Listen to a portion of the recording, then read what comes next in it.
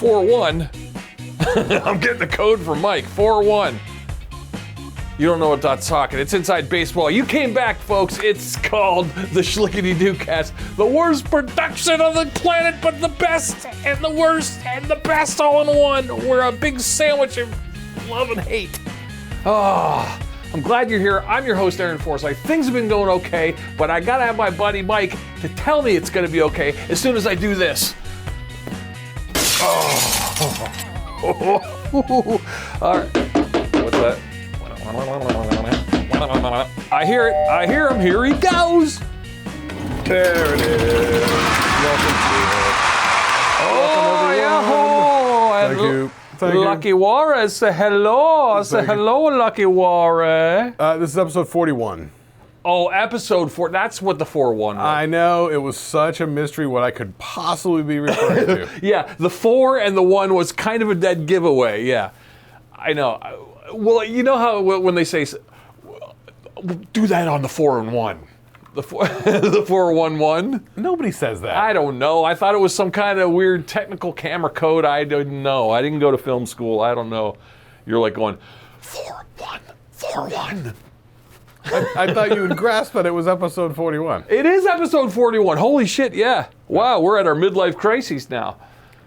Time to get a convertible and a sweater vest. Well, we do these weekly, so in a 52-week year, we're well past the halfway point. Ooh, we are. Wow, I know. I didn't even know what to talk about today. We just let it come together, but we do have if you want to stick around, you got to stick around, folks. We're doing our new segment. Last week, we did 1971. This week, it's... We're talking 1972. Wait, how do you do that one? No. You look like you're putting a hex on someone. I know. This is why I failed woodshop. It's backwards! Oh, my God. Oh, yeah. Let's see. Lucky Juarez, do good. Questionably racist accent. I got new glasses. Oh, I don't have them. Yeah, I got new glasses. I was going to ask you, Mike. So, I got new glasses. All right. Check this out. So, I go to the fine folks at Warby Parker. Okay. All right, you do them online. But they always require you to have a upgraded prescription. Once a year, you got to go to the eye test. You got to go to the eye doctor and get the old. Even if you go to the eye doctor and you get the prescription and it's the same prescription as last year, but you went and you got it updated, there's no change. Yeah. Okay. Ask me when the last time I was at the eye doctor. When was the last time you were at the eye doctor? 2019. 2019. Not too bad. Not too bad. I was going to say 7 years. Right. Well, guess what I've been doing every year? Every time I get new glasses once a year from Warby Parker. Faking the prescription? Oh, from our fine friends at Photoshop, I created my own prescription. I just changed the date. Yeah, so I go, all right. That's probably not Here's one. When those places, when you order online your lenses, if you know your prescription, just take an old one, fudge the date, because I'm sure it's all AI driven. There's no human being to going, I don't know, this 7 looks kind of like a 5. No. I've been fudging this thing. It looks horrible. I photoshopped it so many times that it just looks like, Oh my God. Yeah. So I got new glasses, but these ones are kind of like, what do you think of those? See, I used to have the black frame ones. So these ones are more just black on the top and wire on the bottom, kind of like the old, I always think Kennedy era. Yeah. Yeah, I think like 69, 68, the Wayfarer kind of thing. It kind of is that same shape. Yeah. A little dirty, but I got to get them clean. But yeah, I like them. 200 bones, fake things. Yeah, it was like we were talking about with the DB Cooper, which turned out was in 71, and we thought it was sometime in the 60s because of the glasses and the haircut and the skinny tie. Right. Every time you see the picture of me, I'm dropping that's 60s kind of thing. Yeah, and the Pan Am kind of looking plane that he jumped out of, which was probably an older plane. Right, it was like a prop plane. Yeah. Because he was going fairly slow to jump out. Yeah, that was in our 1971 last week, was the DB Cooper thing. He did the bank robbery and the whole thing. And I thought I saw, didn't they, I'm not talking politics, so don't worry, guys, but I thought I read somewhere where Trump released some files about the D.B. Cooper case was included in the Kennedy files, and like 20,000 pages or some shit. And D.B. Cooper's info was in there, apparently. So we might, you know, I don't know if conspiracy theorists are combing the area, and, you know, but that, I mean, they're clearly, wait, I'm dropping everything. I mean, I feel like the D.B. Cooper is as much of a hot mystery as the disappearance of Judge Crater. Yeah. This is all past its prime and no one cares anymore. Yeah. All right, there's my notes, my supplemental notes. Okay, we got it going. Gotta wear the readers. Do you need that other piece of paper over there? No, don't need that one. I just had a piece of paper on there that said, the part in between your eyes is called the glabella. Did you know that? No. Yeah, the glabella. Glabella. Like the bone, like the bridge of the nose? Yeah. Little known fact. You learn something here, kids. But yeah, the D.B. Cooper thing, that is a fascinating story, back to that, because I am kind of fascinated by it. It's one of those unsolved mystery kind of things to where you go, huh. Now, my question, do you know much about it? I've seen like the unsolved mysteries with the Robert Stack and the whatnot, and I feel like I watched some sort of like, you know, YouTube documentary not too long ago. Did they find the money? So they in that it was like Oregon, Washington border area or something like that. And so I guess at some point in the 70s, somebody found some money that was partially damaged. It had been partially burned, and it was in like almost like a garbage bag that was sort of half buried. So a lot of it has gotten sort of moldy and shit like that. But I heard that they were able to trace the serial numbers, and it did match some of the D.B. Cooper money. So the thinking was that, yeah, it was around this area that he came down. Whether he was coming down and he dropped the bag and he parachuted over here, who knows? Or if he was here and he had the bag and, you know, who knows what? He had broken his ankle when he fell and he was like losing blood. No idea. Nobody knows. Or was he dead, or, you know, and the briefcase or the bag of money just kind of just plop, you know, got buried. Who knows, you know? Yeah. So I thought I heard something like that as far as, and that was like the only update that there ever was. It's fascinating. That is a good story, because if you don't know much about it, just in a quick synopsis, the guy, he robbed a bank, and he goes on a Pan Am flight, gets a cigarette, kicks his feet up, and then halfway through the flight he says, "Ma'am, doesn't he like..." He says something to her like... The stewardess, yeah, like, "Can you open the escape hatch," or something like that. "I have a bomb," or something like that. Yeah. He does a hijacking scenario. Yeah, but keep your mouth shut so nobody would panic. Yeah, because it wasn't like a panic scenario. He just had him like... It was an odd plane that had like a back door. Yeah, and I guess you could get down to the escape hatch, or the, you know. Yeah. And I guess he took his, you know, a well-dressed guy, he just took his thing and he walked towards the back of the thing and parachuted off the back of the plane over Seattle, Washington. And come to find out, nobody knew who this guy was. Of course, it was a fake name on the plane roster. Blah, blah, blah, shlickety-doo, poopity-doo. Come to find out, yeah, it was stolen money, but yeah, the money was basically never retraced again until what you were saying, like in the 90s when they found some stuff. But did he survive? Now, there's always been urban myths of like, oh, my grandfather says he knew the guy. He worked with him over at the plant, you know, and everyone used to claim to be and not claim to be, so it was always the urban myth. And the drawing they have of it is like, oh my God, oh, those witness drawings are so terrible. Terrible. He's so generic looking. Yeah, they make it. He's completely nondescript, just, you know. But I feel like everyone in 1971 who wore a tie and went on a plane was pretty generic and nondescript. Well, that was the males. That was sort of the norm. Yeah, because they all had the tight coiffed hair and the nice gray suit and, you know, sunglasses, and they're just... Yeah, pretty much. Yeah, so dude-wise, yeah, everyone's pretty cookie cutter then. Yeah, it's kind of like Michael Douglason falling down. Oh, yeah. Oh, not even that haphazard.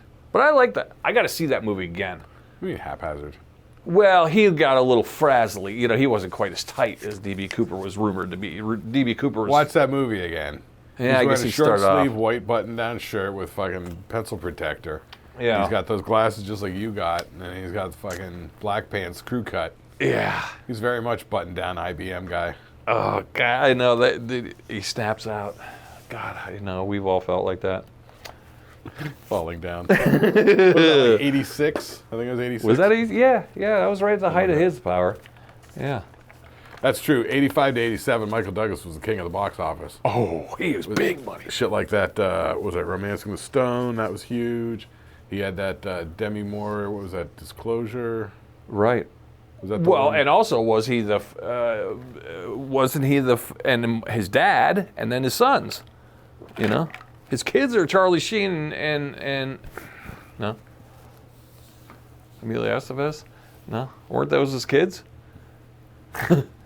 That's Martin Sheen. Oh, Martin Sheen. Yeah, I get those two mixed up. Mike Douglas, Martin Sheen. Yeah, you're right. Okay. Yeah. Well, who's Mike Douglas?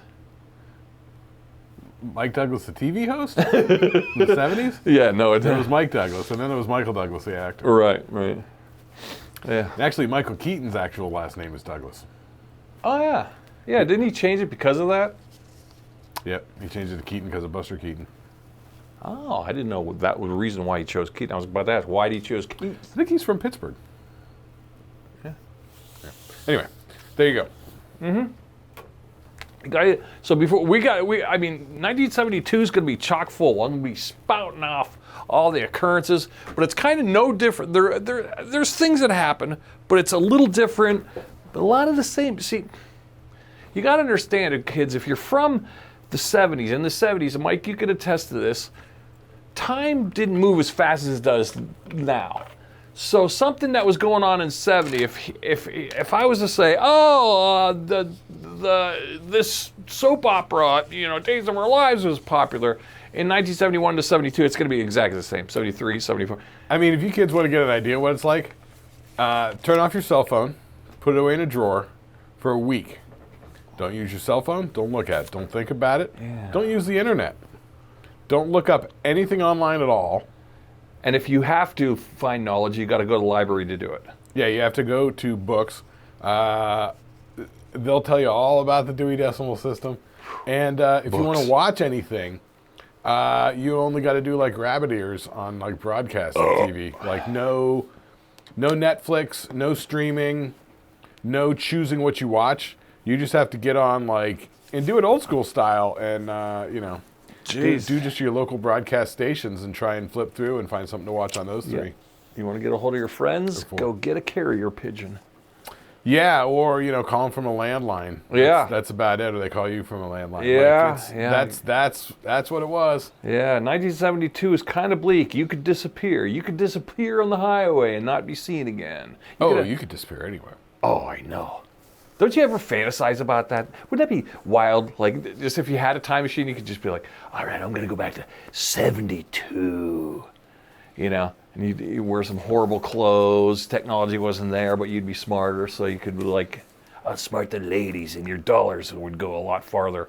You'd be like, I'm going to the bar, and I'm going to get a beer for $0.25. The only thing I would do is I would go back, open up a bank account, invest as much money as I could get into that bank account, and then come back home. Yeah. You could bet on some sports scores along the way, maybe. Call a bookie. I'm going to take the old, the Dolphins are going to beat the so-and-so in the Super Bowl this year. I'm going to put $50 on the Dolphins. That was the plot of Back to the Future, too. Oh, they did that? Okay. Yeah. All right. I get it. You remember that? It's been a while, but I can assume, what, did Biff do that? Yeah. Yeah, that's how he got his money. That's how he got rich in that one variant. Well, they accidentally took him to the future because he stowed away in the car, and he got the sports almanac. Oh. Ooh. 55 to 2000. Right. Oh. Or 55 to 2030 or something like that. That would be the way to do it. And then you go betting on some sports. Well, that was the whole thing. That's why Doc Brown is like... So that's why later in the... when they went back in time, everything in Hill Valley was changed. You didn't see the second one, did you? Yeah, I did, but it's been so long. Did you only see it once? Huh? Yeah.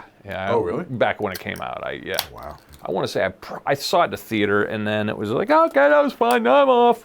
I don't remember absorbing it in my teen stoner years. I probably would have absorbed it more. Now I know HBO would have shown it here and there and a lot of times, but I don't know. I just, in those days you just clicked on something, watched for about 10 minutes while you eat a bowl of cereal. Back to the Future 2's on. Well, the thing about the Back to the watch the whole Future thing. 2 is that it almost functions like 3 different movies. There's the movie that's when they first go forward in time, and it's Mad Dog Biff Tannen and the hoverboards and Elijah Wood as a little kid playing the video games and all this sort of stuff. And then there's this middle section where then they go back to their regular time, and Biff has a sports almanac, and now it's like dystopia, like Biff World. And then there's the whole angle of it to where it's like, what was it? There was like going to the future and then going back to the past. Oh, and then there's a whole section, like the third section, where it's essentially rehashing the third act of the first movie, but from a different point of view. Where they have to go to the end of the Enchantment of the Sea dance, and Marty's watching himself, Marty doing the stuff from the first movie. Oh, I don't remember that, but that sounds creative. But that's a good take on it. So Back to the Future 2 is like 3 different movies going on in there. I'll have to rewatch There's that. the Go That to the won't Future, be painful. the Dystopia Past, and then the rehash of the first movie. It's kind of fucking really funny. I like it. Yeah, that's kind of a good setup, though. I like the idea of going back and watching yourself, Yeah. It's funny. Yeah, I'll have to. That wouldn't be that painful of a watch. No, I don't think it'll hurt. No, because it's got these 3 different sections that it moves through, and it's like each one's got its own little subplot, going on. Like when they're back in, they originally go, they go back in 1955. There's like a little car chase, all this sort of shit. Yeah. What was the one where they go back too far? Is that number 3, Back to the Future 3? They go to the westerns. Yeah. Yeah. They go back too far. Yeah, that's not. It's because of the end of 2. Yeah. But all right. So as a sequel, that if we were ever to rate sequels, that could be up there. And the sequel is equally as good. That's what we should do for. That would be a good one, where the sequel is as good, if not better, than the original. Best and worst. Should we throw that together right now? Yeah. Let's put that on the burner. Let's put that on the hopper. The sequel movie or follow-up movie, part 2, is equal to or better than. We could just do it like a separate segment because there's no best worst about it. We're just saying that's. That's true. I guess we could just do a list of top 5 worst sequels. Yeah. If it's a bad movie and then the sequel ended up being okay. No, I think it would have to be that it was a good movie and then the sequel fucking biffed it. Oh, for the worst. Yeah. Oh, okay. Yeah, they whiffed. Yeah. But for the best, they would have to, better home run. Better. Yeah, you'd have to be better. Yeah. So like betters it. I'd like to stay out of Star Wars for that. Stay out of Star Wars because that's always a debate. Fuck Star Wars. Stinks! And the sequel is worse. Yeah. The sequel is worse than original. Okay. All right. That should actually be fairly easy to do. That's cool. All right. Oh, yeah. We'll do that. Okay. Lucky Warriors says, yay. Lucky Warriors is excited. All right. He's not going to get. Ice ain't coming after him. Now what? Does that need batteries? It does need batteries. I never put batteries in it. Why? I thought that was the whole point of those things, is that they don't need batteries. I know. I have one in my studio at home, and it's solar powered. Yeah. I don't know why it needs any power. If it's just balanced, it'll fucking just do that. Well, you'd think. Yeah, there's a little battery thing right there for a AAA or a AA. Yeah. Yeah, this one at least. Watch, we put the battery in and find out it has nothing to do with the waving arm. It just makes it light up and make noise. Oh, yeah, he has like laser eyes. Yeah. No, it'll still do it without it. So I'm thinking it's just going to, just enough to give a little, we might get a lot of battery power out of that. Yeah, right? Yeah, Worked for like 5 years. Yeah, I have a solar powered one. It's been running for years. Yeah. Yeah. It's weird. All right. Should we get the 1972, or do you got any story? Oh, wait, I wanted to ask you, okay, so real quick, we'll stay in the now, and then we'll go back in time. We'll get in the Back to the Future. You said you were rearranging. What are you doing over there? What's going over at the Mike homestead? Oh, we just been doing some rearranging, like a few things. I like to rearrange. Like, yeah, well, you and I, when we lived in that apartment with Hall, you and I would rearrange furniture every 3 months. Yeah, every time it was a different just to make it more interesting and it would be a reason to clean too. So you clean underneath things, defuzz. Just to shake it out, Yeah. Yeah, it was a good time. So it's sort of like that, but it's also sort of like, we always like reevaluate, like how are we actually using the space, and what can we do to sort of better utilize the space that we have that we're using, Stuff like, so, in my TV room, I got that whole storage shelf with all that stuff on it. Yeah. Well, we don't really need that there. So you can see it in the early episode. Are you talking the storage shelf with the DVDs and stuff? No. Oh, a different one. Okay. Yeah, that metal one. Oh, you're talking the metal one. All the stuff, the microphones and cables and mixers and shit. Never mind. And so, it's like, it's thinking like, so the girlfriend was talking about, because when she's doing like meetings and conferences and stuff like that, the whole place is wide open. So she can hear me doing everything. Like if she's trying to do like a podcast thing, if I fire up the PlayStation and it's, or I got a fan on or something like that, it causes audio troubles for her. So she was looking to get someplace where she could have a little bit more control over the audio. And so we got one of the bedrooms we use as the dressing room. So there's kind of an open corner, sort of in the back that probably wouldn't look too bad on camera. So we're like, okay. I thought she snapped a picture of it. Yeah, so like what if we stick a little fucking, podcasty guy down here, whatever. So Okay. So she was sort of doing that, and so she's like, okay, so if I'm podcasting down there, then I only have to use the office, which is up on the 4th floor, as the, and people may think it's like swanky with 4th floor. It's like, it's not. No, yeah, it's like a loft. The attic of the attic. So she could just do a regular schoolwork and stuff there. And then I'm on the 3rd floor, and then on the mid deck is where the bedrooms and the bathrooms are. And then down on kitchen galley deck level is the living room and the kitchen sort of thing. So now that she moved some stuff from the 4th floor office down to that bedroom office space now. So she cleared out room so we could put that metal shelving unit up there. Oh, so that's now up in the loft. So that's now up there with all the stuff that's in it. So it opens up the space. And so, we've been discussing the idea of possibly maybe moving, because I got my whole desk there, from this side of the room to the other side of the room. But, then we were like, if it goes against the wall, then it's like, well, I'm right-handed, so the desk is this way, so it makes sense here. If it was on the left-hand side of the wall, it doesn't really work that way. And you got to consider, too, when it comes summertime, the sun's beating down in that room, too. Your glare on your monitors and things. I had it. When I used to have my table right in the middle of the room, it was like it would come through the skylight and just blast. Like I would have to put a hat on at certain times. Oh, yeah. You'd be like the guy with the old camera and the big blanket over. It was just blasting me with the sun. Yeah, I've already been there. So, no, I would be over in where the pretty corner where the DVDs are. Oh, that's where. Which you can see if you see an early episode. If you go back to the Dewcast, you could see this. The early chair I used to sit in these old horrible episodes we used to do. But so I got to flip that DVD shelf from that wall with the windows to the front wall with the door. Okay. So to move that, I got to pull down a whole bunch of DVDs. So I'm going to take that opportunity to go through the DVDs and cull some of the garbage DVDs because I got all those DVDs on the shelf. Sure. But then I've got this giant box that's filled with DVDs because I have like a whole bunch of DVDs that I'm like, where's my Tenacious D box set? Where's my Alien quadrilogy? And I could not find them for fucking months. And then finally the girlfriend was back in town and I'm like, hey man, is there a box of like my DVD? Because when we were packing shit, she's just like DVDs in the box. Yeah. Mine, yours, she didn't give a fuck. It was just those DVDs are ones box. I wouldn't get rid of. I wouldn't get rid of the Tenacious D box set. Fuck that. I'm not. Yeah. That's not what I'm getting rid of. Oh. But I've got to make room on the shelf for all those good DVDs that are in that box. Oh. So I got to get rid of shit like the Doom movie with Dwayne "The Rock" Johnson. Ew. Alone in the Dark with Christian Slater and Tara Reid as a scientist. Terrible.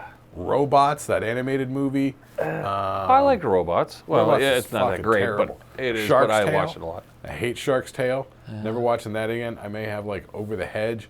Not watching that again. Because like I said, there used to be a time where I would go and on Tuesdays, I would buy 4 to 5 new DVDs that were released that day. Regardless. I Yeah. would buy like 3 to 5 DVDs every week. And whatever looked good, I would grab them and buy them. because I was just building up a DVD collection at the time, because I was into the commentaries and all that sort of stuff. Yeah. So, Which I do like that. There's something to be said about the DVD, the extra commentaries, the forgotten scenes. There's something to be said about that. You know, even if the movie blows, sometimes those extras make the DVD worth having. I think, well, because I'm a production guy, so oftentimes I find the making of more interesting than the actual movie. Yeah. Like I would rather watch the making of like Batman Begins than Batman Begins. There we go. Stuff like that. Also, I watched through enough of those with the behind the scenes stuff and the director's commentaries and stuff. Like I like all of those, and like hundreds and hundreds and hundreds. Sure. It is like film school. Yeah. Yeah. No, you could learn from them. Plus, there's something permanent about the DVD format, though, that I do like. You know, just like CDs are the same way. I know they're valueless, but there's something about that. You know, I mean, you could dip them in water and they're going to be fine. You know. Yeah, it is nice to have a tangible thing. So this has been sort of a thing that's going on lately, where, you know, people are busted out with this thing. Like, if you remember a few years ago, Bruce Willis wanted to leave his iTunes collection of blues music to his daughters. And Apple said, you can't, because you don't own those copies of those songs. Really? On iTunes. You were only essentially leasing them, and they're non-transferable. And so, yeah, you can't do that like with Kindle books, you know? It's like I couldn't give you a Kindle book to read. Speaking of the Kindle, so this is the thing that Amazon just came up with. You're going to make me fired up. Keep going. Amazon just came out with, because I came across this video, this guy was talking about this, where you can no longer download the Kindle books. Because what they're doing is, Amazon is saying that they're doing it so that if you don't have a local version of a book downloaded and stored, like a PDF, then what Amazon can do is at any point, they can go into the book and make editing changes of the book. Correct something, put something in, take something out. They can make edits on the fly. I like the idea. Then it's just, you're just accessing the copy. They update the copy. When you go to access it, it's got the new changes. Whether you I like it that. or not. I like that idea. But I also hate the idea that they're nosing around. I also hate the idea that they could potentially take it away. What if it's a banned book? You know what I mean? That's it, exactly. I'm sensing the banned book club. You know, it's like, oh, all of a sudden you conservatives don't like the fact that Huck Finn said the N-word. You know, and then they're going to yank my Huck Finn. I don't have time for that. But I mean, if you're going to add, like, I don't know, let's say you got a biography from Artie Lang and he adds a new chapter, sure, all right, great, stuff it in there, update me. Yeah, where you want to update death dates or something like that. Yeah. That sort of thing. So, but I don't like the banned book club concept. Well, but it's getting down to this sort of idea, and this is the same thing. For in the video game world, there's a place called Steam, right? Steam is a publisher, developer, so they have a whole ecosphere where that's where like PC gaming and shit lives. Ecosphere, good word. Is on Steam.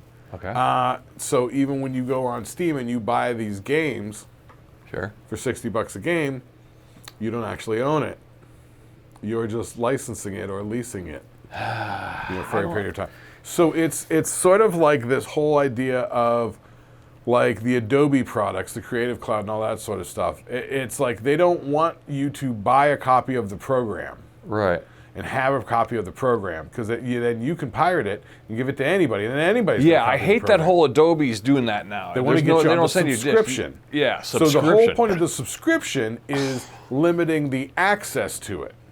So every time you go to access it, they can check your credentials to make sure you're up to date. This is the same thing that's been going on for decades in audio production world with the fucking iLocks. Oh, yeah. I hate the iLocks. Yeah, in Cubase you used to have these dongles, you know. Now, when I was in school, my audio teacher showed me that the way he uses it, he actually has the iLock key on this external hard drive that he carries around with him that he loads all his plugins and shit onto.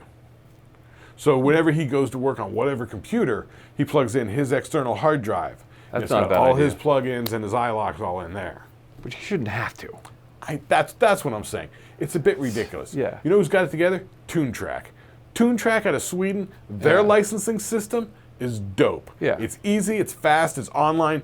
You can have 2 versions of the software. You can have, the software installed on 2 different places, right? Like at your studio and then on your laptop or at home or whatever for working in 2 different places. Yeah. Or, I used to put a copy of that at my drummer's house where we do the recording and shit, you know what I mean? And I have a copy.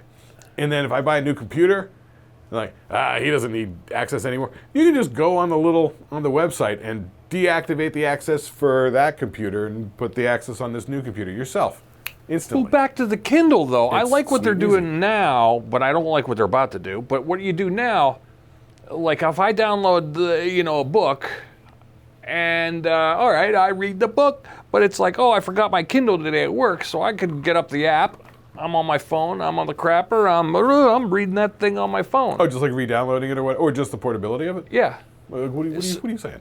I have the app. You have a Kindle app, free. Okay, I haven't used any of it. Yeah, the Kindle app's actually better because you can watch on your phone and it's color, whereas your Kindle isn't color, Oh, that's right. That was the thing I never got, was they were always pushing the Kindle as a hardware device, which always seemed incredibly limited to me.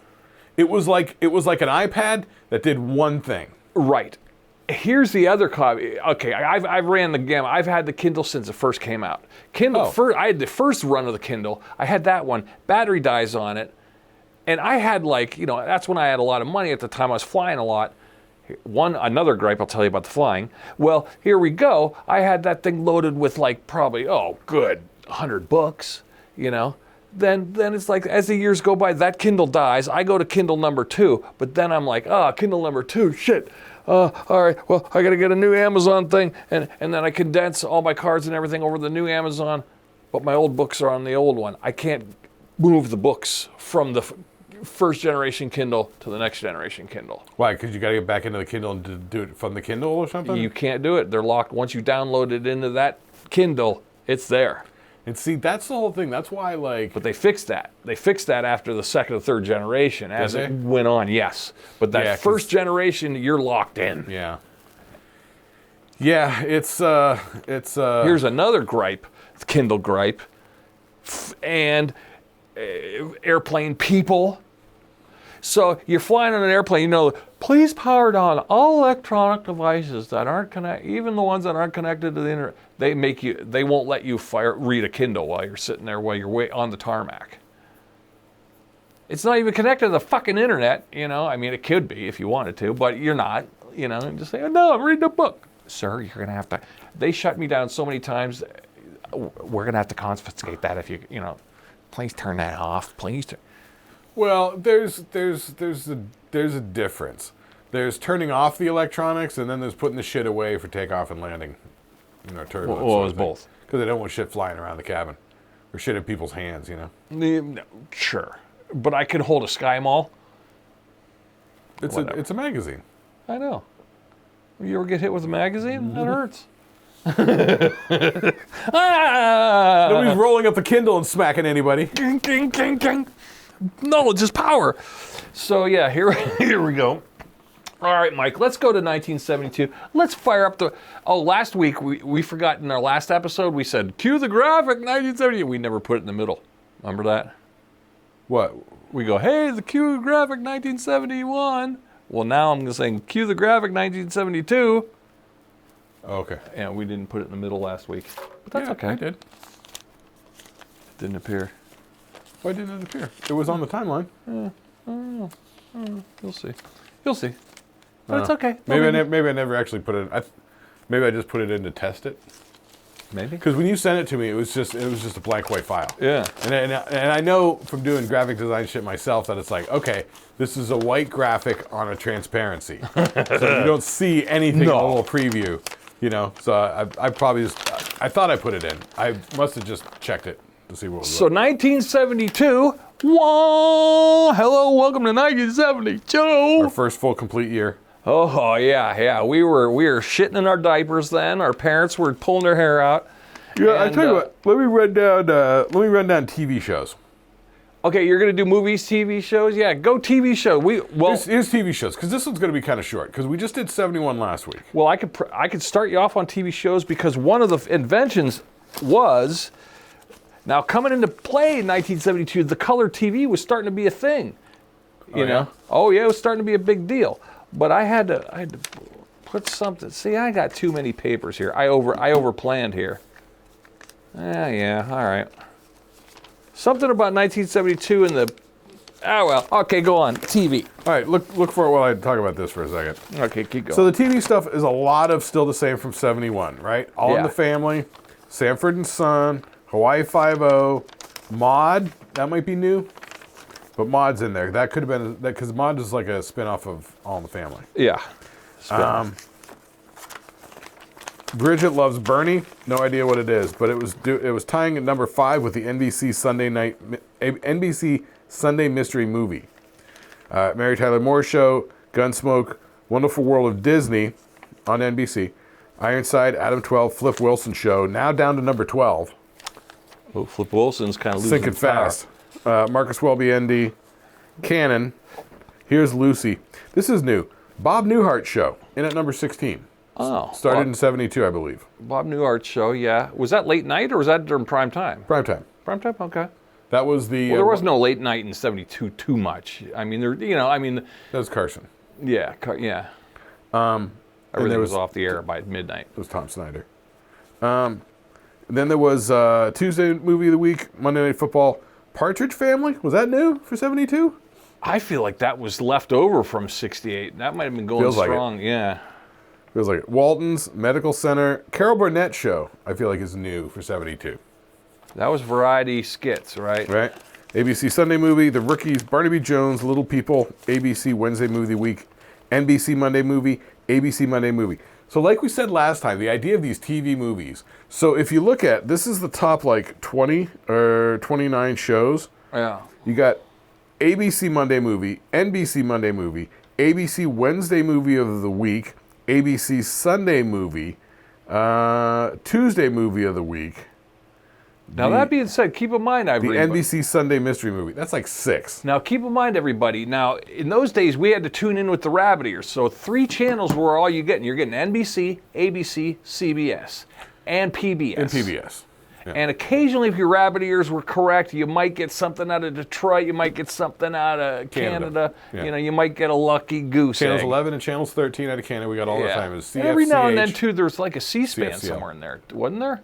Not until later. No? Okay. Yeah, all right. Yeah, but you had 4 networks. 3 mainstream entertainment networks. Yeah, and 4 was public access, was PBS. All these are CBS, NBC, CBS, NBC, CBS, so the NBC, choices ABC. were not great. Marcus Welby, MD was on ABC, CBS, ABC, CBS, ABC, CBS, NBC, ABC, and NBC, ABC. Yep. So yeah, That was it. 3 networks. PBS ain't even in the... Yeah, Fox wasn't even a thing yet. Fox is not a thing at all. So that's the TV shows, mostly the same. A couple of new ones, the comedies are coming in. The sort of old style, 60s style stuff, like look, I love Flip Wilson. I love a couple of his old albums and stuff like that when I was a kid. But his format for the show, it was like sort of the 60s laugh-in type format. Right. Carol Burnett was kind of like that too, wasn't it? No, Carol Burnett was more sketch comedy. Oh, yeah. Like they were doing little scenes and sketches and stuff Oh, they're like that. adding, that was more like a stage show. Right. It was almost like a live Play, performance like thing. a comedy play. Yeah. And then Bob Newhart was like straight up sitcom. Sure. You know. Okay, so that's the TV shows. So 72 was not the most exciting in the land of TV. Not yet, no, because 72, things were starting to happen, though. Things were burbling, and here we go. Things are definitely changing. Speaking of TV, guess what came into play? The advent of HBO. Oh, did that come in 72? Well, it was subscription-based. I don't know if you had to get a special box for it. I don't know. I didn't read too much into it. But HBO came on the scene. Probably only rich people could afford it. Yeah. No one could wrap their head around. I think you had an HBO box. Wasn't there such thing as like a box you had to plug in or something like that? I remember my dad coming home and telling us, I was probably like 5 or something, and my dad coming home and telling us that we're getting cable. And we didn't know what the hell that meant, me and my brother. Oh, yeah, we knew. And I said, does that mean we're getting a new TV? Because we had those giant wooden console TVs that sat on the floor. And I always sort of hated it. I thought it was like a holdover from the 60s thing where they tried to hide the electronics to make it look like furniture.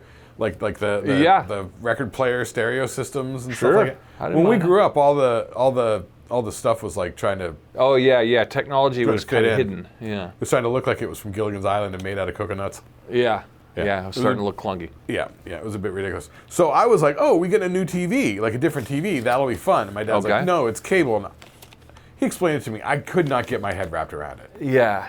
Now, was your first cable box the one with the slider on it that had the little? And you go A B. It would have the A/B choice. No. It was like a tan box about the size of a cigar box, and it had like a slider that would go all the way across. No, I know what you're talking about, the kind of grayish white ones. Yeah. Yeah, and the little light up, Yeah. the number and the slider. Yeah. And they were like half numbers and whole numbers, and it was almost like a piano keyboard. I know those ones. No, we didn't have that. I feel like the first one we had was one of these ones where it's sort of just like a box and like angled on the front, and it had like 13 or 16 little sort of like half rounded buttons that you push and they snap. And it's like, yeah, channel 2 and channel 6 and channel 8. And then on the side there was like a lever. So you would go through like the first 13 channels was Kind of like a lever, like on an Atari, like that little boop. no, not like that guy that moves like straight up and down, like a rotary guy, like a 3-position rotary guy. I see, yeah. So it was like, because you have it in the top position, and it was channels 2 through 13. Yeah. And then it was 14 through something or whether you put it into C. How and did that's they the do third HBO row. back then? So HBO was channel 2 Oh. in Erie where we were. Well, So- yeah. I remember when it became cable, but cable TV hadn't come into play in '72, so they said maybe this was just they just unleashed No, the it formula. was. It was. Oh, was it? Yeah. We just didn't have it in Erie. Oh, okay. Well, Yeah. Okay. I don't think it was till like 75 or something like this. Yeah, all when we right, got it that in makes Erie. sense. Yeah. Yeah. But I think it did exist, Yeah. as a thing. But yeah, probably for rich people in New York City. And Yeah, stuff like that. I imagine. Yeah, it was expensive. Yeah, probably fairly so. But when you factor it against, the price of going to a movie and stuff like that, I think that used to be HBO's pitch was that, it costs about the same as going out to movies like 3 times in a month. Right, you'd pay for it, and I even had that. The price of a movie ticket was $1.50 Yeah. back then. I remember because we go to the cheap theater. It was the dollar theater. It was $1 to go. Yeah, It was which like- was just an out-of-date movie, but it was still Maine. But also, it brings to mind the whole point of the name of HBO, Home Box Office. The box office is where you buy your tickets to get into the Yeah. theater. Yeah. They're doing it at home. That was a whole revolutionary And I point. think the VCR was starting to come into play too. Not Not for mainstream, but it was invented by now. By 71, 72, I think the patent was out. Yeah. They were making it. It was on assembly lines, but once again, rich people could only get it. So you and we didn't even see that till 75. No, it didn't filter down to our consumer level till like 78, 79, 80. And even at that point, my we dad never was had one. early on that one. We were one of the first. But You guys had one? Like, yeah. Wait, are we talking VCR or the camcorder? Oh no, not camcorder. No, we never had a camcorder. Sorry, no. that's what I was My thinking. dad Yeah. didn't fuck with that. No, the old style. Yeah, the old style VCRs. Started coming around like the late 70s. The top loading ones and they were giant, massive. People have there's no the idea. beta. Yeah. They're so heavy. So we got. Okay, sorry. That was No, that was. down memory lane. Oh, you also left out. Did you mention that MASH premiered on CBS? No, did it Yeah, it said MASH premiered. on CBS? It is not on the list of top shows for the year, so it probably was not one of the top shows that first No, it year. might have been a gonger. It might have been falling on deaf ears. It took a while to catch speed. Yeah, because, once Pilot. again, for you younger kids, back then, they used to actually give shows a chance. Even like The Twilight Zone was not successful its first 2 seasons. Yeah, even like Star Trek and shit like that was a bomb. Yeah. It just kind of like people just watched it and they what they called Nielsen ratings, and we would all. Were you guys ever a Nielsen family? You ever fill out the form of what you watched? We had it when we were living in the apartment with Hall. We got the I loved Nielsen being book. a Nielsen family. We got the Nielsen book the one week, and we were so excited. And it just happened to be a week. We were not home at all. Right. I was not home at yeah, all. I remember that Neither one. were you. Neither was Hall. And I remember we were there. It was like the Sunday. It was like the last night, and we're like, "Oh my God, we've had the Nielsen book the whole week." Because we were gonna fucking watch everything and jot it down. We were just all really busy. Yeah, at we that were gonna time. pad the deck for some folks and couldn't do it. We forgot. All we did was we wrote down Sunday, Simpsons and In Living Color. That was it. Yeah, that was it. That was all we could come up with. But in the 70s, being a Nielsen family was a big deal. Like, I remember my parents going, okay, it's coming next week. And then they'd be like this mini leather-bound book that would fold open, and we had like a golf pencil in there. It was a logbook. Yeah. You write down who was watching, what you watched, on what channel. Yeah, and you'd fill out your age. Well, you'd have like a little thing in the beginning, like, how many people live in your household? Okay, I'm Aaron, I'm 5, I'll fill that out. And Chris, you're 9. Yeah, they give everybody like a line. It was almost like a clue scorecard.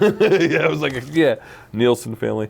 So what else? Okay, I got stuff. Guess what else came out that, well, Shlicketty Dookass here, we're anti-politics. We don't talk politics. Come on. But I got to say, of course, Nixon was a big deal then. Now, back then, the Watergate scandal was just unfolding. Although they didn't pin him to it, the Watergate thing was kind of like a thing. But President Nixon was the first guy to go to China, which was a big deal. And let's see, he won the re-election in a landslide, and Watergate scandal eroded the public trust in people. And the last draft lottery was held, ending the military conscription during the Vietnam era. So, but I hear the last people that were called for the lottery that last year of 72, none of them had to go. They just got their numbers pulled. Imagine that. Imagine getting your number pulled and be like, I gotta go to war. Oh no, I guess I don't gotta go to war. Okay. Yeah, wow. Yeah, I don't know. I can't imagine that. That must have been hanging over the heads of everybody, getting your number pulled to go to war. You know, that's a whole concept I can't even wrap my skull around. Yeah. But okay, let's move on. Here's what's coming into play, Mike. A few things I know you're going to be into this one when I say it. Well, of course, the first scientific handheld calculator, the patent was 71, which we did last week. But now, Hewlett-Packard made the one that you could actually buy. But this is a scientific calculator with the scientific formulas and all that shit. Yes, and this one is a scientific handheld labeled Hewlett-Packard HP35, introduced, and guess how much it costs? $1,700. No, $395. Oh, that's a lot back then. But back then, yeah, you're right. And also on July 10th, Jack Cover, this guy, he did a patent for the first taser, the taser weapon. Yeah, so the taser was invented. But here's the big invent of 1972, Mike, your jam, the Egg McMuffin. I mean... Well, you make your own, but it's derived from the McDonald's Egg McMuffin. Egg McMuffin, with McDonald's, Herb Peterson, I don't know who Herb Peterson is. He's probably an owner of one of the franchises. Right, he made it to attract customers. He layered Canadian bacon, eggs, and cheese in the English muffin. But also, he was at the same time... Canadian bacon is pretty dope. I kind of prefer it. I think it's better. Way less greasy. Canadian bacon on the sandwich, but he also, at the same time, created the mold for the round egg. Up until then, people didn't know to put the egg in the round mold, Yeah. They just put an egg on a sandwich. But he made the mold, and therefore used the mold to make the Egg McMuffins. Yeah. Which is essentially, it's just a metal cookie cutter for sugar cookies. Yeah, I guess so. Yeah, I didn't see a picture of it. Yeah. Let's see what else was invented. The bottle cap candy. Oh, really? Yeah, the bottle cap candy. Well, that really seems like a 50s or 60s kind of thing. It does. I've got a huge list here of inventions. I mean, bottle caps as a candy is like having a candy in the 70s called pull tabs. Right, yeah. Oh, right. They're sugar pull tabs off fucking soda cans and beer cans. Yeah. Yeah, I don't remember if they were good or not. Bottle caps? Yeah. I sort of like bottle caps. They're one of those... kind of like a Smartie, but a little more chalky and bigger. Yes. Yep, that's them. It's like a chalky Smartie. But they would have more interesting flavors. Like they had like root beer flavored and shit like that. Oh, that's right. Yeah. Yeah. I like weird flavors. Yeah. Okay. Yeah. So bottle caps. Nah. Now I've got a list of products, but we'll go on to that because I want to hear from before I get into also some factoids. I'm gonna blow through some music real quick. Let's go through some music. This 1972 music. This is from the Billboard Year-End Hot 100 Singles in 1972. Number 1, Roberta Flack. First time ever I saw your face. Oh, ballad, but okay. Right. Yeah. Love ballads. Number 2, Alone Again Naturally from Gilbert O'Sullivan. That's not ringing any bells for me, and I'm usually good at this game. American Pie. Oh, okay, Don McLean. Okay. Without You 15 by verses. Harry Nilsson. Oh yeah, Nilsson Schmilsson. Candyman, Sammy Davis Jr. Oh, the Candyman gang. Which, if you're paying attention, this is Sammy Davis Jr. doing a song that's a cover song from Willy Wonka and the Chocolate Factory. Willy Hence Wonka and the it's Chocolate popular. Factory is where the Year song before. Candyman was written for, Wow, so as it's far as also- I know. Yeah, and it's in the zeitgeist already because last week we talked about the 1971 Willy Wonka and the Chocolate Factory and the Willy Wonka candies were all floating around. Right, and so I think that song was written for the movie because the song has a couple of songs, the movie has a couple of songs in it. I could see it. That one, Candyman, and then, which, Sammy Davis Jr., I don't know why he adopted it. I don't know if it's because he's like, it's like cocaine, baby. I don't know what, he adopted it and made it whacked. his signature song, Yeah. and he would sing it, so he made it a Yeah, he needed to follow up to Bojangles. yeah, I guess so. So that's Candyman. Song called I Gotcha by Joe Tex. Lean on Me by Bill Withers. Okay, all right. Baby Don't Get Hooked on Me by Mac Davis. Oh, my dad loved Mac Davis. Yeah, I know the Mac Davis record. I'd know it if I heard it. Yeah. My dad had that record. I know. It was a big hit back then. Fucking for Yeah, some my dumb dad reason. liked the Mac Davis. It's surprising because Mac Davis was big with that whole urban cowboy thing in the late 70s. Right. It's funny that he's kicking around so early on. Yeah. Anyway. Melanie, Brand New Key. Don't do that one. I've got a brand new pair of roller skates. You've got a brand new key. You don't remember this song? No, it sounds Oh, horrible. holy Horrific. cats. This was all over the radio. I remember this Wow. when I was a kid. Wow, I don't remember that one. She's I'm singing drawing like a blank. falsetto. It's like, I've got a brand new pair of roller skates. You got a brand new key. It's like folky, strummy. Holy crap, that sounds awful. It is. It's fucking terribly awful. Come on, motherfucker. Don't time out on me. All right. So that's Melanie with that one. Wayne Newton, Daddy, Don't You Walk So Fast.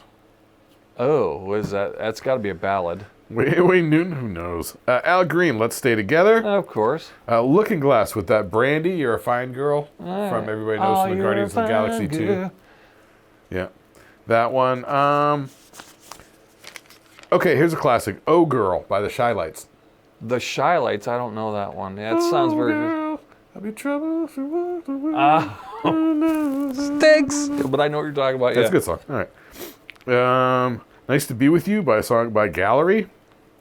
Chuck Berry with a single coming in at number 15 for the year, My Ding-a-Ling. Chuck Berry is not the greatest person. Okay. Yeah, Luther. Chuck Berry had a song called My Ding-a-Ling. Yeah. Didn't he have a pee fetish too? Is that him or James Brown? I don't know. I don't know. Who knows? Luther Ingram, Okay. not James Ingram. No relation? I don't know. If loving you is wrong, I don't want to be right. I don't want to be right. Which I believe, because Holmberg used to play this on the radio all the Right. time. I believe is a song about he's in love with a 14-year-old girl. Yeah. Yeah. Yeah, it sounds very pedophilia. Heart of Gold by Neil Young. Keep on searching for a heart of gold. Yeah, that's Right, probably we'll what the stoner. I want to get into some more stoner rock. What were the stoners doing? What were the Hit Cats kids doing? Betcha by Golly Wow by the Stylistics. I'll Take You There by the Staples Singer. Right. I'll take you there. Ben by Michael Jackson. Oh boy. The Lion Sleeps Tonight by Robert John. A wee moy. A wee my way. Yeah. Yeah. Fucking A. Billy Preston, Outer Space. Slipping Into Darkness by War. Long Cool Woman in a Black Dress by the Hollies. All right, that's cool. How Did You Do by Mouth and McNeil. Neil Diamond. Song Sung Blue. Oh, I know America. that one. Oh, do you? Oh yeah, song blue. I'm thinking about da-da-da-da-da. Yeah, my Yeah. mom loved Neil Oh, my Diamond's. Yeah. I know Neil Diamond. America, Horse with No Name. Yeah.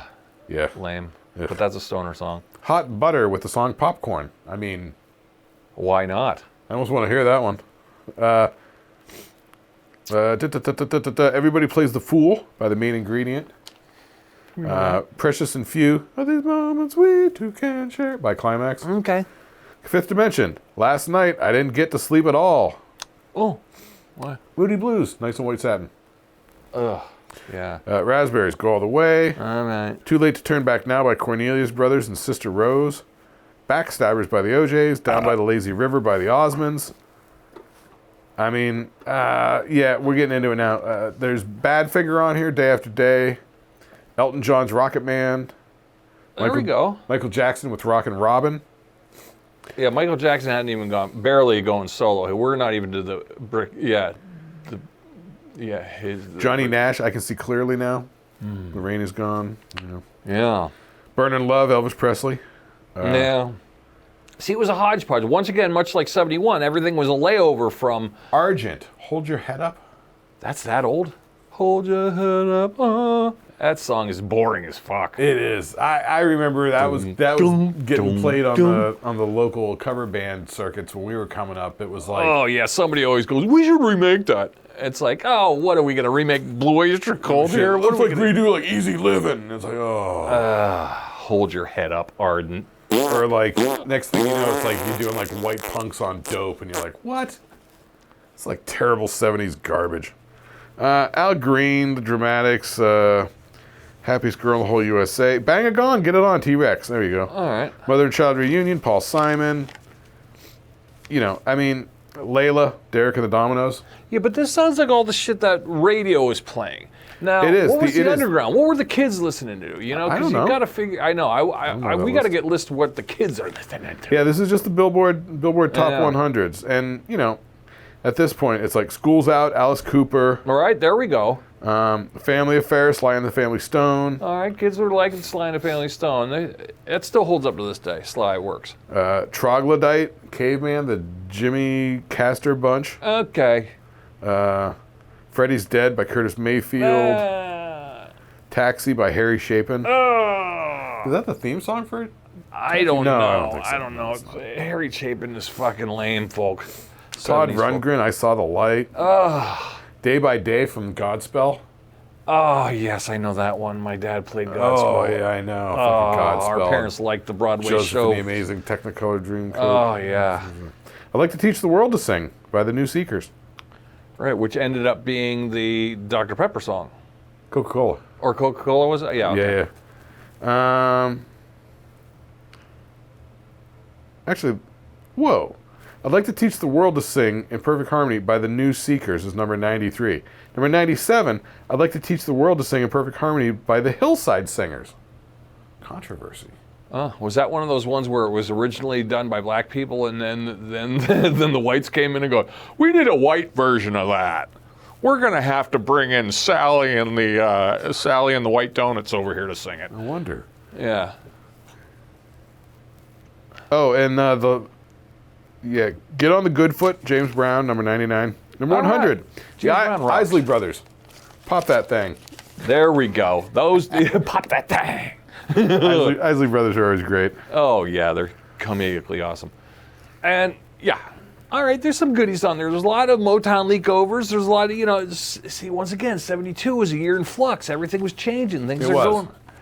Things are in between. You got the old world meeting the new world. You got the young meeting the old, the war, the revolution, the old guard meeting the, I mean, it's just a hodgepodge of everything goes. Let's see, we got that. Now, I got stuff that happened there in those times, too. All right, and I'll finish up with movies on 72. All right, this ties in all of it. Here we go. Did you know Grease had its first Broadway run? Oh, yeah. That makes sense. Yeah, Grease. Trekkies joined Wait. I will say, I've heard that the original Grease show has songs that aren't in the movie that we all know, and it was a lot dirtier and raunchier. Apparently, yeah, there's something called a hickey from Kinnicky is a lot like a Hallmark card, what everyone was saying. Well, that was a thing in the movie. Like, a hickey from Kinnicky? Yeah, what's her face said it? Oh. The fucking goddamn Stalker Channing's character. That was her name? Stalker Channing, yeah. Oh, it's been a while since I've seen it. Oh, really? Yeah, it's been a long while. Every scene, almost every line of dialogue is burned into my brain. Get this. Debuted in New York City. Not popular yet, but debuted in New York City, Godfather, Francis Ford Coppola. The first showing of it. 72? Yeah. Yeah, I've actually got that. That's a good segue. I have that as the top grossing movie of 1972. The Godfather from Paramount Pictures. It grossed, get this, $133 million. Which in those days would be like $1 billion. In those days, it would be a lot, but Yeah. for us, it's like, ugh. Did you? Well, okay, let's keep going. I get some more before we get into movies there. Okay, so Godfather, we'll come back to that. You want to? Because this kind of ties into movies. The Trekkies joined forces. I got to tell this one, guys. The Trekkies. The very first Star Trek convention, fan convention took place in New York City. Everything was happening in New York City, apparently. New York City Statler Hilton Hotel. Well, I mean, don't forget, New York City was kind of a shithole through the 70s. True. But it seemed to be like it was either California, LA, or New York. Well, definitely. Anything in between is junk. Well, because the Star Trek convention was the first, as far as I know, the first real pop culture convention around a specific thing. I don't think they were doing cons for Planet of the Apes. No. Or Lost in Space. Elvis Con? No, just Elvis concerts and stuff. Yeah. I think. Yeah, Elvis was still around, so there'd be no reason to have an Elvis Con. Was there an Elvis convention where just people brought Elvis memorabilia? Yeah, it's called Las Vegas. Yeah, you know what I mean? That's what you. That's They what made you a whole figured. city of it. So. But yeah, I can see it. So that's the first time, like, the the pop culture groundswell from the people started to make an impact to the elites that sat on top of the media conglomerates. Right. All right, you want to go back to movies? I got other facts from 72, but since we're in movie realm right now, a good segue to movies. Finish it up. So, real mixed bag for the movies. Okay. We got The Godfather. Next off, we got The Poseidon Adventure. Ah, that's that water one. Yeah, it's like a... Was it based on a book, a novel? Probably. Yeah. I don't know. I feel like it was an old novel that everyone probably read at the time. It was... So, this was possibly the first of the disaster movies. So, this was a disaster movie with a star-studded cast. Remember, there were like 35, 40 well-known actors in it. Yeah. It was all people like on a cruise ship that gets hit by a giant rogue wave and flips on its side. And so it's... I never saw it. It's I've never seen the whole movie. I've seen a couple bits and scenes and stuff. Is it trash? No. It's very of its time. You know what I mean? It sort of looks and feels like it's a mad world, but it's sort of a disaster flick. But it's these sort of set pieces where they got to like cross a room that's sideways. All right. It's filling with water, sort of thing. With these type of scenarios, but it had all these. It had like 35, 40 fucking actors in it. Wow. So that became so popular that they started cranking out the disaster films with the star-studded casts. Mm-hmm. If you remember, and I'm sure this is going to pop up very soon, probably the next year, things like The Towering Inferno.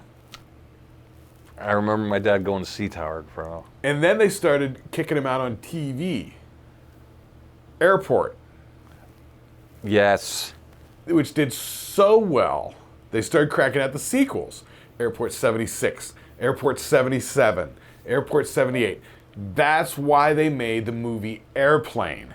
Oh, to mock the airport. To mock the airplane disaster I always movies. wondered why they did that. I just thought it was an original premise, but you're right. Okay, it makes sense. No, in fact, it's so not an original premise that it turns out that as the Abrams brothers and Zuckers and Abrams, whatever it was, were coming up with the idea, they realized that the entire plot of Airplane was the plot of a movie called 0 Hour.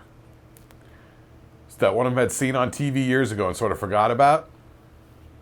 But it was such a low-budget, unknown movie that when they discovered that our script is exactly the plot of 0 Hour, they were like, so they went and bought the rights to 0 Hour. Wow. So they subsumed it, so then it was fine. Poseidon Adventure, though, No problem. it was a big deal, though. So that was kind of like the OG, all right. But that was the whole point of Airplane. It's a spoof of Airport. All right. Which I think was 75, and then it was Airport 76, Airport 77, Airport 78. They started to do the Concorde. Right. Which that's I remember that's why Concorde. Airplane was a spoof of those. But people forget. But that's what it was. Okay, so the disaster movies with Poseidon Adventure. So that kicked off the whole disaster movie craze that was going on. Next, What's Up, Doc?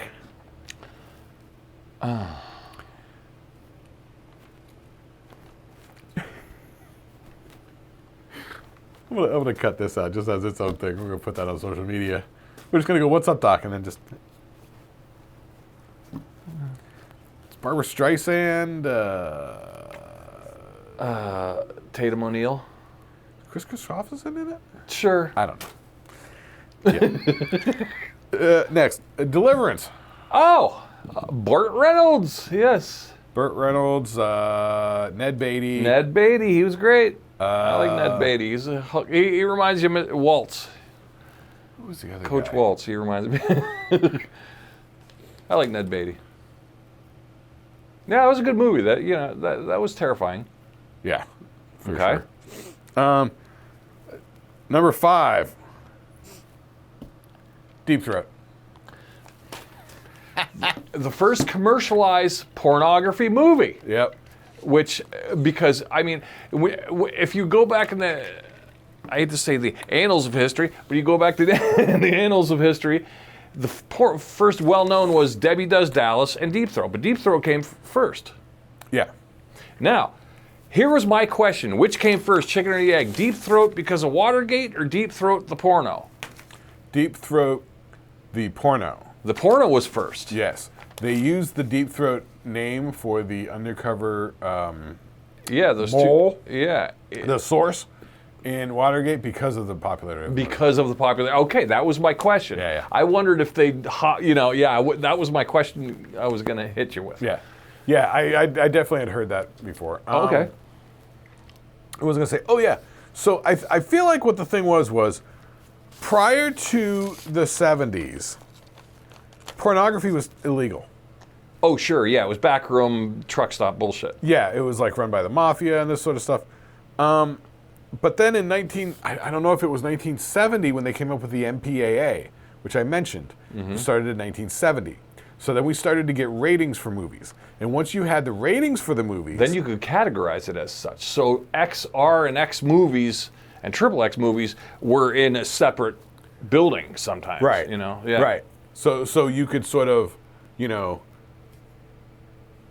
so you could get nuttier with the R movies, and ostensibly the parents wouldn't let the kids go to the R movies. Right. I don't know how they got this past like theater owners. Theater owners must have been like, it's not up to us to police what your children watch. Well, maybe it was they just showed them late at night. Maybe it was just like midnight movies. That's true. That's true. Because that's the way they get around with stuff with like cable TV and stuff like that. Right. Yeah. Like, anything past 10 o'clock or 1 o'clock. Yeah.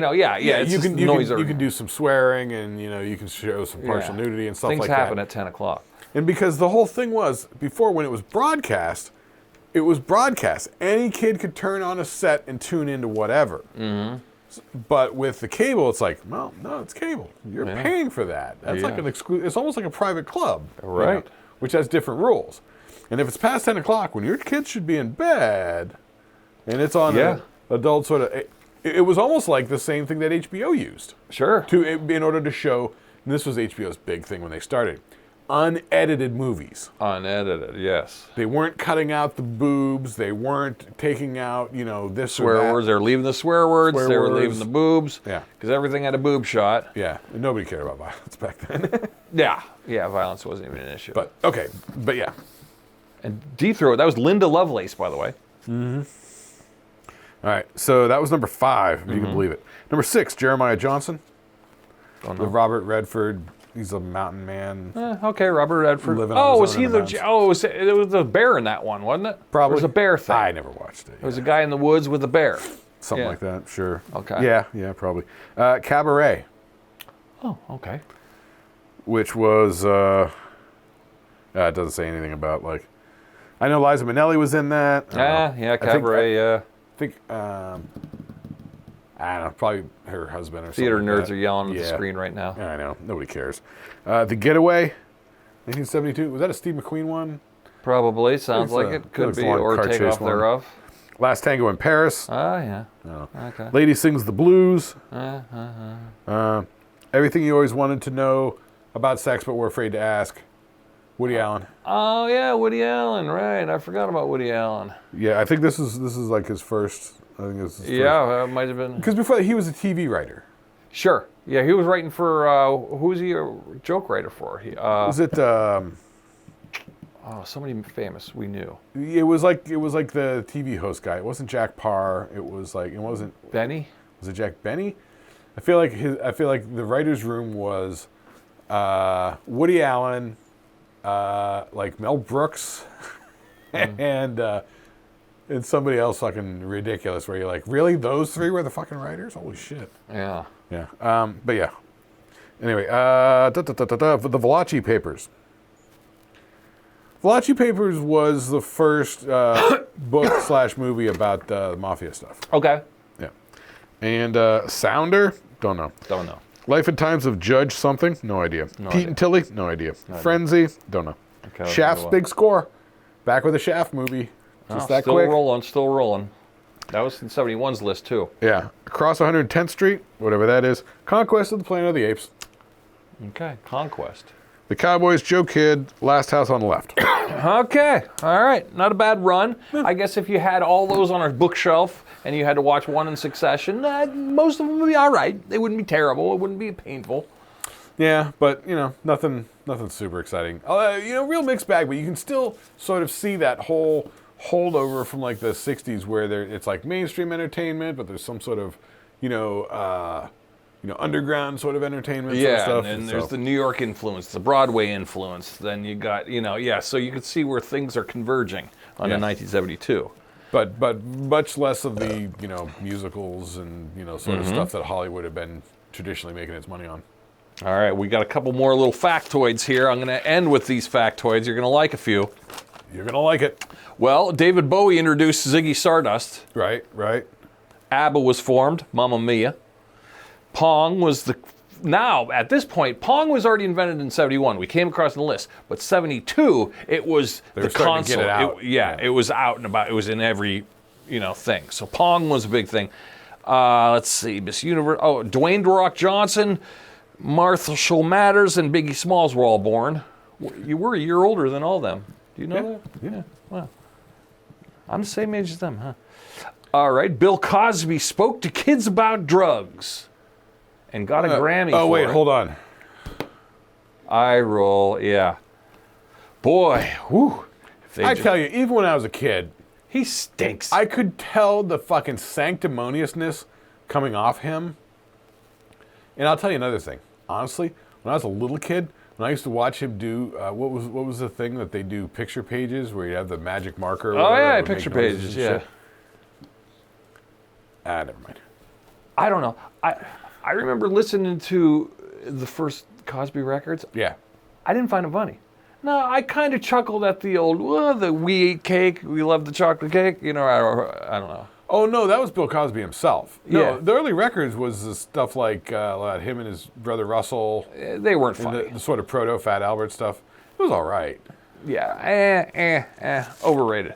But now we're getting into, okay, a couple things happened, though.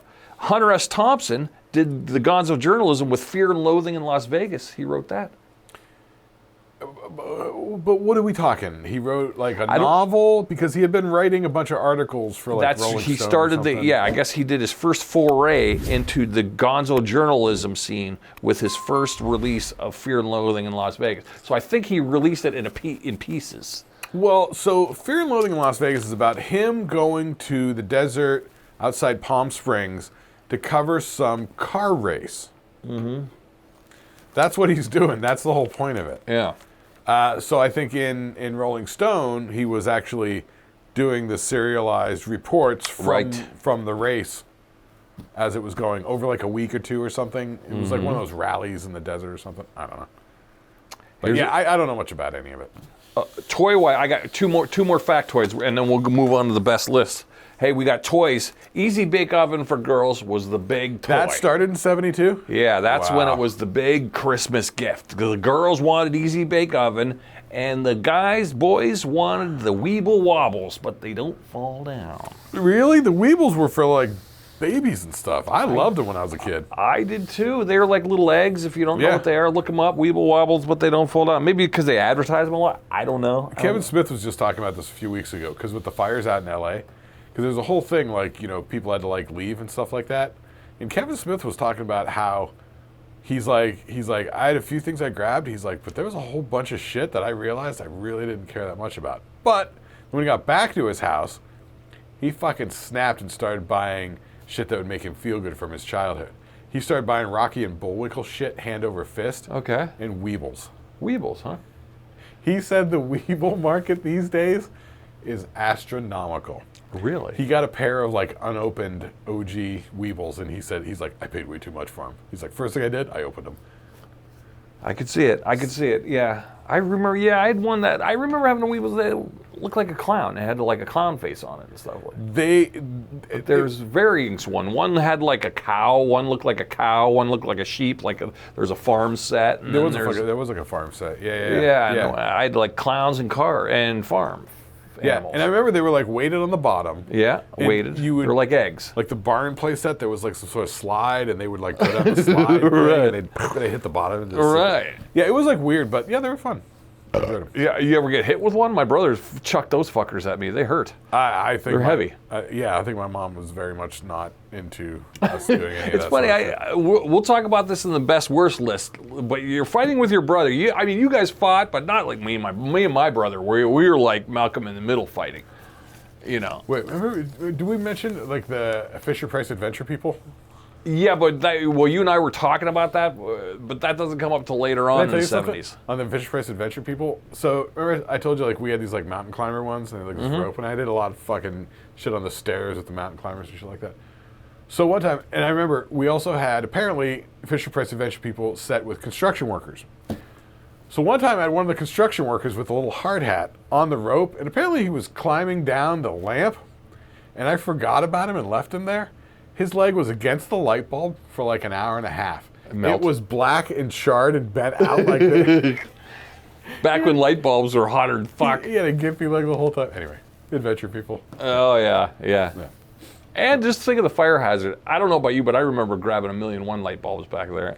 Or staring at them and playing, burned my hand. No, I got my hand super burned. Remember the old hurricane lamps? Okay. It had a glass and it would have the oil in there. Yeah. And it would have the wick and then the glass bulb on top. Yeah. I fucking touched one once. Burned the shit out of my hand. I could see it. Whew.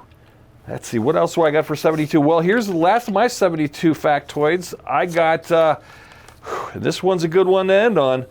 The George Carlin was arrested. Why? The seven dirty words. Do you know the 7 dirty words offhand? Fuck, shit, piss, cunt, motherfucker, cock, and tits. It's cocksucker. You had them all but cocksucker. Okay. But yeah, you had cock. So that was right, yeah. Because I remember he had those HBO specials and he blasted them off. He was like cock, cock, cock, cock, cock. Yeah. Like Well, he debuted it on his live show back then, and I YouTubed a clip of it, and him just. I don't find the 70s Carlin that funny, but he had moments. But that one was pretty good. But this is all in the wake of Lenny Bruce. Right. Who used to get arrested for using swear words. Yes. In New York City. And the cops were very proactive on that. And it was very much a free speech issue because the cops would say, you can't say that in public because that's filth. Yes. And then the argument was, well, it's filth to you, but to me and these people that are laughing, it's not. Right. You know? So.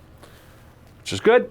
But this was back when the government was all up in people's business telling them what to do, and that's not necessarily the case anymore, so we don't have to worry about that. Wink, wink, nudge, nudge, nudge, nudge. All right, top 5, bottom 5. All right, well, this one's a live one, Mike. Don't got a lot of meat on the bone, but this is going to tickle the way back. All right, let's hammer it. Well, let's hammer it. Best and worst read. Okay. Well, it was the 70s. You and I, kids, you don't know what we had to deal with. But we had to deal with a good old-fashioned paddling. Oh. Who got the paddling? You got the paddling. Oh, you yeah. did something wrong, you got the paddling. Yep. Well, guess what? If you did shit wrong enough, you get paddling by people that aren't even your parents. Oh, I got paddled many times by people who weren't my parents. Yep. I got paddled in church. And then your parents would thank you for paddling you, take you home and paddle you again. Yeah. Just for embarrassing them. Everyone got paddled. I don't know where all these paddles came from. It was abuse. It was child abuse. Well, because it was ingrained in the culture with the paddling in the high schools and the fraternities and that sort of crap, and it just filtered down. Yeah. Didn't all our teachers have like a big wooden paddle that said the Board of Education on it? What the fuck is that? I know if you get, but these were crusty old teachers that taught through the 60s and 70s. Yeah, yeah. So it was the 70s. Now, I'm not going to focus this on school in any way. I'm just going to say a good old best and worst reasons to get the good old-fashioned paddling. What do you want, the best reason to get paddled or the worst reason to get paddled? Oh my God! Like, what's the difference? Well, they have motivations. You might see it at the end here. All right, pick one and roll. All right, we're going to go with the best reasons. No, we'll go with the worst reason. No, the best reason to get paddled. Right. All right, here we go. Number 5, parental back talk or teacher back talk. Yeah, that's you true. got to paddle, and that's a given. That's true. That's when you had an answer for everything, and you smugly would say, And this was a good reason for it? yeah, I watched Deepthroat. Taking a stand. Yeah. So that number 5. Number 4. Ooh, how about this one? Did you get the paddling for this one? Grass stains on the school clothes. No. No, you never got the paddle for that one? No, but I think my mom put the fear of God in us not to. That could have been wooden spoon. That could have been wooden spoon. All right. You gotta get the wooden spoon if you get grass stains on the school pants. All right. Number 3. Well, but I think that was more of a thing with you and your brother, because I feel like Yeah, we were. Yeah, you guys were doing things specifically to fuck with each other and get him in trouble. Yeah. Oh yeah. Oh yeah. Yeah. Oh yeah. Me and my brother weren't particularly doing that. Yeah, well, I'll talk about that in the next list because it's a whole thing where you get set up and you almost got to the point where Chris would set me up or I'd set Chris up for the paddle. Like I could, like the stains of the grass stains on the pants, I could be like, hey Chris, I bet you can't walk on your knee, you can't do... That's what I'm saying, yeah. Tape your knees together and walk on your knees over to there. I'll race you. I'll bet you. And then he'll do it, and then I'll not move, and then he'll get grass stains on his thing and get a paddling for that. Yeah. You know. So yeah, you got to go with the setup. Yeah. Yeah. All right. Number 3, of course, coming home past the streetlights. The paddling. Everyone got that one. Streetlights coming home late. Okay. That's a good. I suppose. See, these are all best reasons. We all laughed through them. It wasn't a big deal. But the thing is, when we were kids, we weren't usually running around out in the streets until like we were older, and like we were hanging out. Yeah, no, and if I did, I was within 2 blocks of my house. Yeah, because where we lived before, before I moved to up there was like, it was like there was like a school across the street where had been a school. Yeah, I lived near a school too. They tore the school down. Like immediately after they closed the school, and have never put anything up in to this day. Yeah. To this day, it's just a blank lot. But so that was the thing. It was kind of like we didn't go anywhere. Yeah. It was literally like 2 houses down was the one friend. The other friend was 2 houses past that. And I used to laugh because it was a good reason to get paddled. Because guess what? I stayed out late. Okay, boom, whack. Okay. Now, my parents didn't give me the full-on paddle. When I say paddle, some families got the paddle. I just got a swat in the butt. You just get an old, run upstairs, and you get a little... it's almost like a technicality. Yeah, you just got a little open-handed time pants. When we were kids that me and my brother got paddled, we knew what we were doing was wrong. We knew we were going to get paddled for doing it, and we did it anyway. Right. So it would be giggles. It was never traumatic. It was never like, it was never us trying to pretend like we didn't do what we did. It was always like we just got caught, and they're like, "You're getting paddled," and then we would just be like, ugh. All right, that's kind of you got to do the time if you did the crime. We were 100% in charge of our paddlings. If we didn't want to get paddled, we didn't do the stuff. That's true. Because the paddling was the dangle. We knew paddling was coming. You get into the situations where my brother has a dumb idea to do something. He tries to wrangle me into it because then it can deflect, the guilt.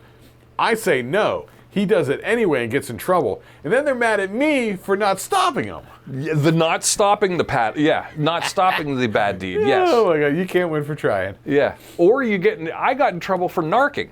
Yeah. He spit the pop back in the pop bottle. Well, you're getting paddled for telling on him. And you're getting paddled for spitting the pop back in the pop bottle. Oh my God, it was so weird. No wonder. No wonder, like, our Generation X, like we're like feral animals. Like, Oh, we we got were such feral. mixed signals. We had to figure everything out on our own. That's why we Nobody went. knew I think that's why we anything. went feral, and we were latchkey kids because we went feral after Nobody knew anything. all that constraint. You had to live through that early '70s constraint. We raised ourselves, man. Yeah. Well, number 3 coming in late. Da, da, da, I mean, grassy. honestly, literally, we did raise ourselves. Yeah. Yeah, I think so. And it's yeah. And the TV was our babysitter. Yeah, 100%. Now, one of the best reasons to get a paddle-in, I like the old. TV was our yardstick. Oh yeah. Like, you measure shit against Did TV. you ever get paddled for not cleaning your room and then get sent to your room? I love that. I was like, are you kidding? You're going to whack me for not cleaning my room, and then I get to go to my room. I win. This is a win-win. I didn't spend a lot of time in my room. Oh, you didn't? I love my room. I No. was all about my room. I was all about fucking TV. So I was always in front of the TV. Once we got the cable, I was always in front of the TV. Oh, so if you got sent to your room, it was a fucking big deal. Oh, they almost. I don't remember ever getting sent to my room. No? No. I would get the old, go to your room, clean it, don't come out until it's clean. There was that occasionally. It was like, your room needs cleaned. Go in there and don't come out until it's clean. There was that, Right. You know. Which I was like, oh, okay, I got all day on this one. All right, this ain't shit. I got this. Yeah. And you'd take all day. Next thing you know, you're building Legos, and all right. Oh yeah. Anything is more interesting. Oh, I'm building Legos, reading comic books. Than Yeah. actually cleaning it. Fuck off. Yeah. All right, let's go to the worst. Now, the worst reasons to get the old. Of course, I got paddled for fighting the old sibling. Just straight up fighting. Definitely get You back know, for that. you get. And how about when they taunted? When your sibling would taunt you, go, "You're a weakling, Aaron. What are you gonna do? Yeah, do something about it." And then you go, and then next thing you know, the parents are coming in. I'm getting the paddling for hitting him when he taunted me to do it. Yep. It's like, bango. All right, dinner table antics. Now, dinner table antic paddlings. That one was, well, you couldn't really throw the food at the dinner table. I don't know about you. I would never there do was that. never throwing food. No. But Honestly, occasionally you might be able to. I might be able to flick a piece of corn or something at Chris, and you know when no one's looking. Yeah, we did. That wasn't really a thing in our house too much. Yeah, but if I flicked a piece of corn at Chris, he would definitely go, "Mom, he's flicking food at me." And then here goes the paddling, you know, yeah. Or language, if I said, damn it, you know, if I pulled a Christmas story and basically said, God damn it. You know, all right, you're upstairs, you know. All right, the paddling, here was the worst way to get paddled. You ever get paddled at school? Is this number one? No, this is number 3. We're getting there. Wait a minute. I feel like we've done 6 already.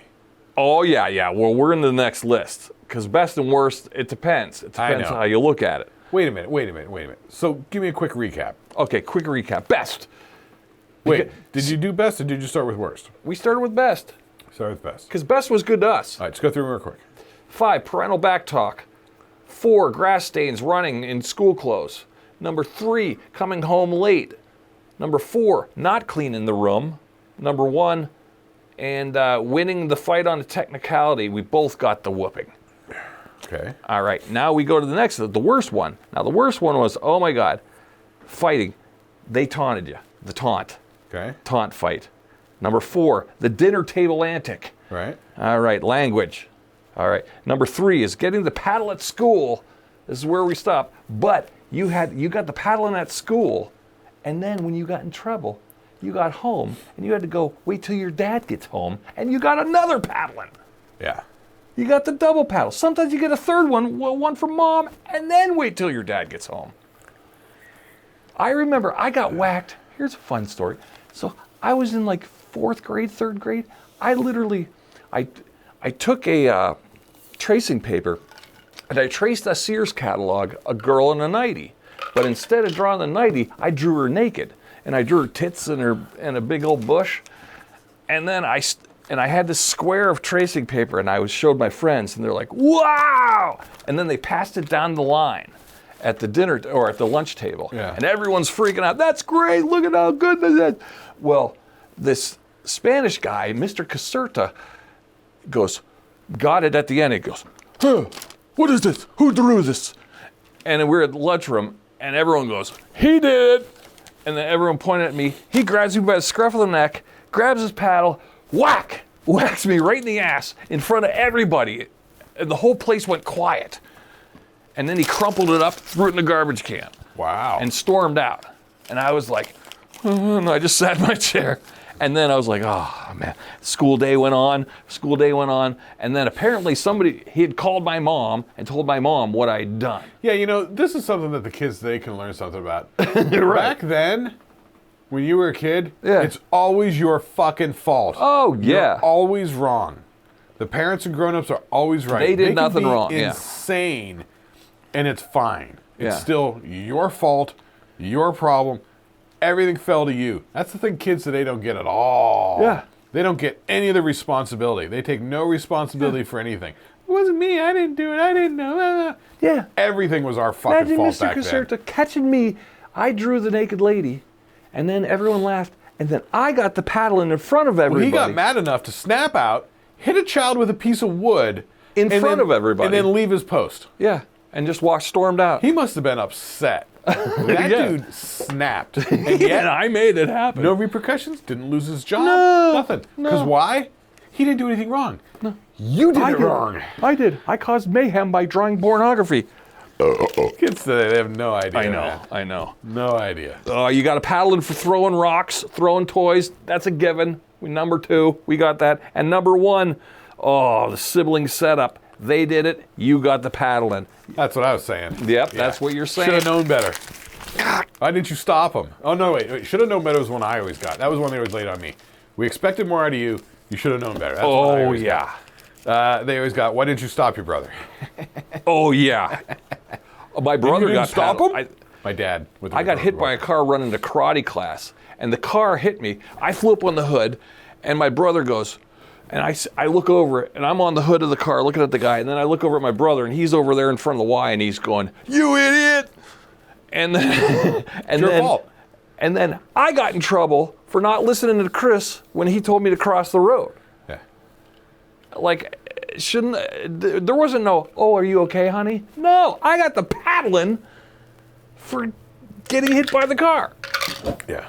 And he didn't get in trouble because I didn't listen to him because he told, I don't know how that works. It was the 70s mentality. The 70s stinks. Everyone was stupid, and we got to go. Let's wrap it. Hit like, hit subscribe, give us a comment, share with your friends, watch the video, tell people about it. It all helps. And talk about it.